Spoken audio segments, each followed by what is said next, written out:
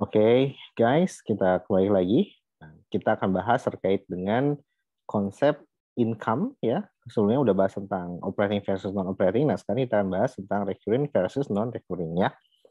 Nah, recurring itu adalah yang berulang ya atau expected to persist ya untuk tetap ada setiap tahun gitu ya. Nah, kalau yang non-recurring itu adalah yang hanya sekali aja, sekali lewat gitu ya. Nah, seperti itu. Jadi untuk menentukan recurring and non-recurring terkait dengan seberapa sering terjadi. Kalau setiap berulang setiap tahun maka itu ada recurring. Kalau cuma sekali aja maka non recurring atau ya mungkin lebih dari sekali tapi tidak sering banget, tidak tiap tahun atau tiap saat terjadi ya. Nah, di sini ada klasifikasinya. Nah, pada dasarnya ketika kita menganalisis suatu uh, item di dalam income statement, kita harus aware juga bahwa oh ini memang operating, tetapi apakah dia recurring atau tidak. Nah, untuk melihat apakah dia recurring atau tidak, maka kita harus paham bahwa jenisnya termasuk ke dalam extraordinary items atau tidak. Ya. Nah, apa yang dimaksud extraordinary items itu adalah yang nggak wajar secara sifat ya dan tidak juga sering terjadi gitu. Jadi jarang terjadinya gitu ya. Nah, udah mah dia apa namanya jarang terjadi gitu ya. Terus dia juga ya apa namanya tidak usual gitu ya. Maksudnya ini nggak biasa gitu ya. Peristiwa yang nggak biasa. Nah, dan juga jarang terjadi. Nah, itulah yang dimaksud dengan extraordinary items. Maka setiap extraordinary items itu harus dikeluarkan ya dari klasifikasi recurring income. Nah, contoh dari extraordinary items itu adalah ya seperti ini ya, bahwa loss yang terjadi ya karena adanya gempa bumi dan kawan-kawan ya, peristiwa alam. Nah, itu contoh dari extraordinary ya. Pertama, kenapa extraordinary? Karena memang ya nggak umum, nggak biasa terjadi dan juga jarang gitu. Seperti itu ya. Nah, memang tidak usual ya, tidak memang bukan hal yang wajar terjadi setiap saat gitu ya. Dan memang juga frekuensinya itu juga nggak ya nggak bisa diprediksi. Nah, that is why uh, loss karena adanya gempa itu termasuk ke dalam extraordinary items ya. Nah, dan juga ketika kita ingin membandingkan antar peers gitu ya, antar perusahaan satu dan perusahaan yang lainnya, maka extraordinary items itu harus dikeluarin juga gitu ya, nggak boleh dimasukkan ke dalam perbandingan income dari suatu perusahaan, khususnya untuk operating income. Nah, yang kedua adalah discontinued segments ya. Nah, biasanya ada bisnis yang ditutup gitu ya karena rugi terus. Nah, ya tentunya bisnis yang rugi yang ditutup. Kalau yang untung mana ya nggak akan mungkin ditutup dong ya, maka akan dipertahankan ya. Nah, di sini memang terjadi karena mungkin karena sedang selalu sepi gitu ya. Awalnya rame, lama-lama sepi, akhirnya tutup aja gitu ya. Buka di tempat lain. Nah, maka kalau ada discontinued operations, ini biasanya ada di income statement ya, itu harus di remove atau harus dikeluarkan ya semua dampak dari discontinued operations ya itu harus dinetralkan baik itu dari current income ataupun past income. Misalkan kalau laporan keuangan itu kan selalu disajikan 2 tahun ya, 2021 sama 2020, ada non recurring, ada yang discontinued di tahun 2021, maka ini harus dihilangkan. Di tahun sebelumnya juga ada discontinued, maka dua-duanya harus dihilangkan, gitu ya. Apa yang dihilangkan, Pak? Pengaruhnya. Nah, maksudnya gimana? Maksudnya kita harus menyesuaikan si aset sama liability yang dihapuskan tersebut karena adanya discontinued operation. Dan juga kita harus menetralkan dampak dari si gain atau loss terhadap si equity gitu. Nah, kalau pas income berarti nanti penyesuaian terhadap return earnings gitu ya. Nah, kalau apa namanya sama ya return earnings ya. Kemudian juga return earnings awal ini berarti beginning return earnings ya. Nah, kalau yang current income maka disesuaikan terhadap return earnings akhir. Nah, kurang lebih seperti itu. Pak, maksudnya gimana, Pak? Maksudnya adalah kan kita udah tahu ya di income statement itu ada segmen discontinued operations ya. Nah, ini biasanya ada gain atau loss dan dia udah net of tax ya, AT udah after tax ya. Nah, dari sini maka ini berkaitan akan apa? Kalau dia gain berarti menambah net income ya, menambah net income. Nah, ini cara menetralkannya adalah ya misalkan terdapat gain dari penjualan bisnis perusahaan. Misalkan 100, maka net income-nya ini kan menambah net income ya. Kalau di laporan keuangan perusahaan ya. Maka kita harus menetralkan dampak 100 itu. Dengan gimana caranya? Dengan mengurangi net income-nya dengan 100 juga. Dan ini harus after tax. Gitu ya. Nah, karena net income after tax ya, maka yang discontinued pun after tax gitu ya. Nah, artinya net income ditambahin dulu dengan dikurangin dulu dengan 100. Kalau begitu juga kalau sebaliknya, kalau loss-nya misalkan minus 200 ya, maka nanti ke net income-nya dia harus ditambah 200 gitu ya. Nah, kayak gitu itu cara menetralkan ya. Kurang lebih seperti itulah. Nah, kemudian apa namanya, dan ini juga berlaku untuk menentukan economic income ya, dan juga untuk menentukan mana yang operating atau non operating income. Nah, jadi ketika kita menemukan ada unsur discontinued operations dalam laporan keuangan, maka kita harus netralkan dampaknya, itu yang pertama. Dan yang kedua, ketika kita menentukan dia permanent income ya, atau dia itu operating income, maka kita pun harus aware gitu ya. Oh, ini berkaitannya dengan si sales di area mana gitu ya, maka nanti salesnya buru-buru ditambahin gitu atau buru-buru dikurangin untuk menetralkan dampak dari si discontinued operations-nya. Nah, itu maksudnya ya. Jadi seperti itu. Nah, kemudian yang selanjutnya adalah accounting change ya. Misalkan terjadi perubahan ya, misal berlakunya PSAK 73 ya. Nah, PSAK 73 tentang leasing ya, PSAK 73 itu tentang leasing ya. Menyebabkan apa? Menyebabkan si perusahaan itu yang tadinya operating lease ya banyak berubah menjadi finance lease. Artinya apa? Dengan adanya perubahan ini maka liabilitas akan naik gitu ya. Seperti itu. Neraca perusahaan liabilitasnya akan naik. Ya, nah, maka itu pada dasarnya kalau acuannya analis itu adalah kosmetik aja dan tidak memiliki cash flow consequence gitu ya. Artinya dia hanya restatement aja return earnings sama liabilities-nya udah, tapi nggak ada dampak uang yang naik atau turun, nggak ada cash inflow ataupun cash outflow, ya baik sekarang maupun future times. Nah maka artinya bahwa kondisi keuangan perusahaan nggak berpengaruh dengan adanya perubahan dari si accounting policy gitu ya, seperti itu. Nah dan memang nanti muncul di return earnings ya, perbaikan retrospektif namanya. Ya, kalau di akuntansi PSAK 25 kalau tidak salah. Nah, maka ini akan dilakukan penyesuaian dan ada slot khusus ya bahwa ini adalah retrospektif adjustment karena adanya perubahan PSAK 73 misalkan ya. Misalkan nilainya adalah 50 gitu ya. Nah, sehingga return earnings-nya berkurang 50, let's say seperti itu. Nah, maka ya ini harus kita netralkan juga ya. Nah, maka apa ya? Kita tetap menggunakan PSAK 73 ya untuk pengakuan sewa, tidak ada distorsi terhadap misalkan kalau udah berlaku PSAK 73 mostly semuanya udah beralih dari operating list ke finance list dan kita tidak perlu lagi melakukan under accounting distortions ya. Ya udah kita tinggal sikat aja pakai PSAK 73 ya untuk meneliti terkait pendapatan sewa perusahaan gitu ya. Dan kita harus menetralkan, nah ini yang penting, akumulatif efek.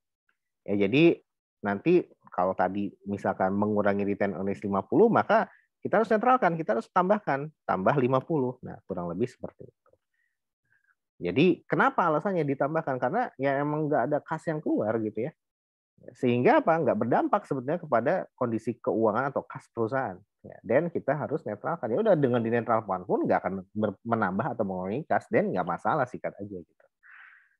Nah oke, nah itu accounting change. Nah yang terakhir adalah special items. Nah special items ini ya dia berkaitan dengan transaksi yang dia unusual, nggak wajar dan bukan dan atau bisa salah satu. Jadi salah satu harus dipilih ya. Atau dia terjadinya tidak sering gitu, tidak wajar atau tidak sering, but not both. Jadi bukan berarti tidak wajar dan tidak sering. Ini salah satu, bisa jadi dia nggak wajar atau bisa jadi dia nggak sering gitu ya, wajar tapi tidak sering gitu ya. Nah, contohnya apa di sini? Contohnya impairment dari aset tetap. Nah, ini peristiwa yang apa nih? Ini peristiwa yang wajar berkaitan dengan aktivitas penggunaan aset tetap gitu ya. Nah, wajar memang, tetapi tidak setiap saat dilakukan revaluasi dong, atau tidak setiap saat dilakukan impairment, gitu kan? Kalau nilainya turun aja, gitu ya. Wajar, berarti ini usual, tapi infrequent gitu ya. Nah, seperti itu. Nah, kemudian yang kedua, restructuring charge ini juga sama. Dia restrukturisasi ini juga wajar, tapi juga tidak sering ya, infrequent. Nah, contohnya ya divestasi bisnis, jadi perluasan bisnis gitu ya. Pemekaran artinya segmennya dipecah lagi, misalkan ya. Tadinya segmen misalkan Bukalapak area marketplace Jakarta tidak ada perbagian area, menjadi marketplace-nya itu dibagi, ada area 1 dan ada area 2. Nah, seperti itu. Nah, ada tier 1, tier 2. Nah, itu di Bukalapak ya. Tier 1 Jabodetabek ya, tier 2-nya non Jabodetabek ya, seperti itu. Nah, bahkan tier 1 itu bukan Jabodetabek saja, Jabodetabek dan Bandung gitu ya. Seperti itu. Nah, kemudian adanya pemutusan kontrak kerja, kontrak antara perusahaan dengan pelanggannya. Kemudian ada ya discontinue ya lini bisnisnya gitu ya. Jadi ditutup lini bisnisnya seperti Matahari menutup cabangnya banyak gitu ya. Kemudian adanya pemutusan hubungan kerja pegawai, kemudian adanya perubahan manajemen dan adanya penghapusan aset tetap tapi diiringi dengan pembelian aset baru gitu ya. Nah, seperti itu. Nah, itu merupakan perkara yang wajar untuk dalam rangka ya menjaga market share atau menjaga growth strateginya growth strateginya suatu perusahaan, tapi kan tidak sering. Itu dinamakan apa namanya? Itu dinamakan special items ya. Nah, kemudian yaitu biaya restrukturisasi tentunya ada biaya yang dikeluarkan, biaya, tapi kita kategorikan sebagai operating activities tapi itu infrequent gitu ya. Seperti itu. Nah, walaupun itu operating, tapi ketika kita melakukan analisis aktivitas operasi ya, secara kaitannya dengan bisnis perusahaan memang operating gitu ya. Kalaupun nanti di net income di income statement-nya pun mungkin dia masuknya kepada sales and general administratif mungkin seperti itu ya, bukan ke other income atau expense. Tapi ya tetap ya dikeluarkan ya untuk analisis valuasi saham gitu ya, maka ya restrukturisasi tidak masuk, tidak dikategorikan sebagai operating activities. Nah, itu yang harus digarisbawahi. Nah, oke, kemudian selanjutnya adalah most special charge constitute operating expense ya. Nah, jadi sebagian besar ya kita bisa lihat ya bahwa ini kan impairment aset, restrukturisasi itu sebetulnya bagian dari operating expense ya. Dan harus tercermin atau harus diperhitungkan dalam menghitung permanent income. Ya, seperti itu. Nah, ini maksudnya adalah bahwa kalau di laporan keuangan mungkin ini maksudnya ke SGA expense gitu ya, paling mentok. Tidak muncul di order expense. Kalau order expense kan betul-betul nggak berkaitan dengan operasional perusahaan berdasarkan PSAK gitu ya. Tetapi berdasarkan analis valuasi saham, meskipun dia secara akuntansi dikategorikan sebagai operating, tapi secara valuasi itu nggak boleh dikategorikan sebagai operating. Harus dikeluarin dulu dari operating. Nah, harus dikeluarin dulu dari operating expense ya. Ini nggak termasuk ke dalam operating expense. Nah, itu maksudnya ya. Nah, sehingga apa? Tapi memang ditimbang kembali gitu ya. Kalau memang ya special items ini memang karena part of bisnis strategi di mana itu untuk memperkuat bisnis dia, maka ya jangan diperhitungkan sebagai si operating expense kalau kita basisnya adalah apa? Basisnya adalah valuasi saham gitu ya. Meskipun dalam PSAK itu sah-sah saja, tapi kan kita dalam hal ini positioningnya bukan sebagai PSAK, tapi bukan sebagai akuntan, tapi sebagai menganalisis nilai intrinsik dari saham tersebut, dari ekuitas perusahaan yang sedang kita teliti, gitu ya. Nah, kalau dia masih berkaitan dengan bisnis strategi, dan kita lakukan koreksi terhadap operating expense ya, kita kurangin ya, seperti itu. Nah, kalau berkaitan dengan bahwa ini kan banyak melakukan special items, impairment atau restrukturisasi karena ya dia berada dalam kondisi pilot gitu ya. Nah, maka ya itu mau nggak mau ya jangan kita keluarin dari operating expense, justru kita masukkan ya sebagai pengurang ekuitas. Nah, seperti itu. Ya.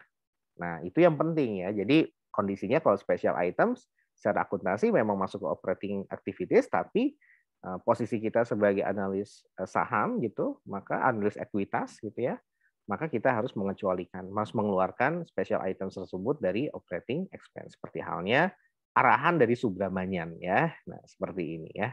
Nah, ini kan dikeluarkan nih ya. Mana tadi ya?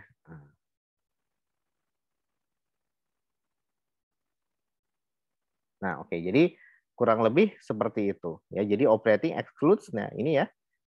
Salah satunya adalah infrequent items seperti restrukturisasi dan kawan-kawan atau special items ya.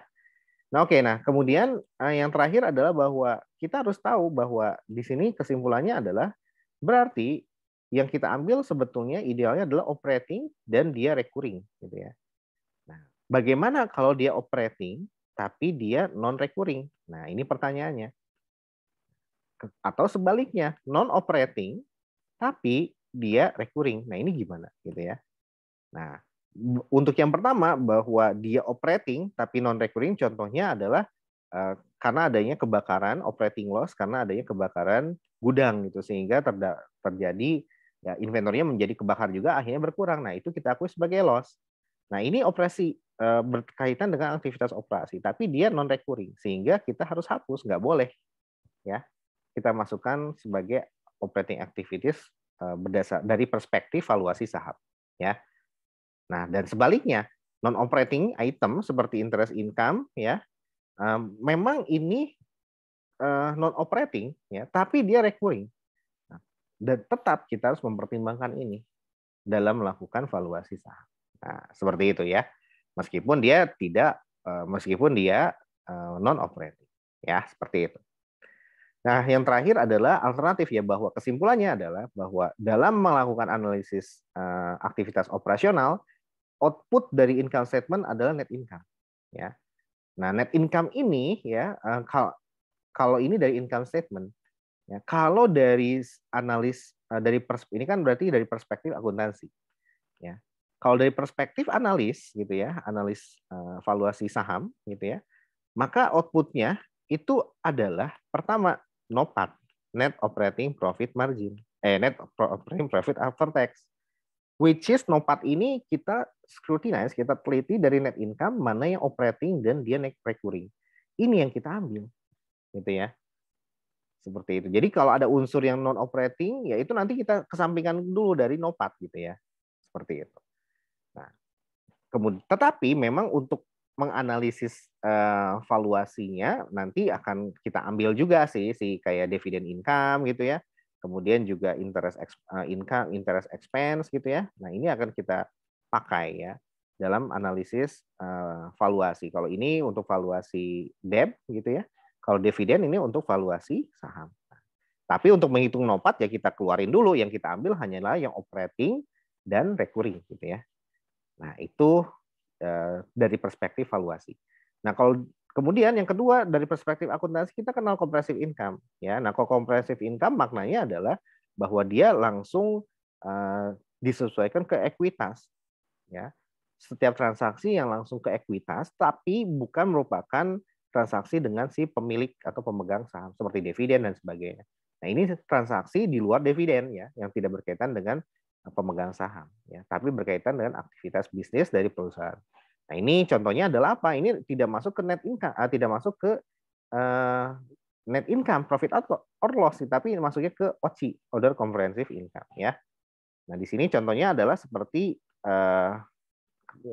surplus dari revaluasi aset tetap gitu ya, atau dari laba rugi dari translasi mata uang asing. Ya. Ini masuk ke AOCI gitu ya, masuk ke Other Comprehensive Income ya.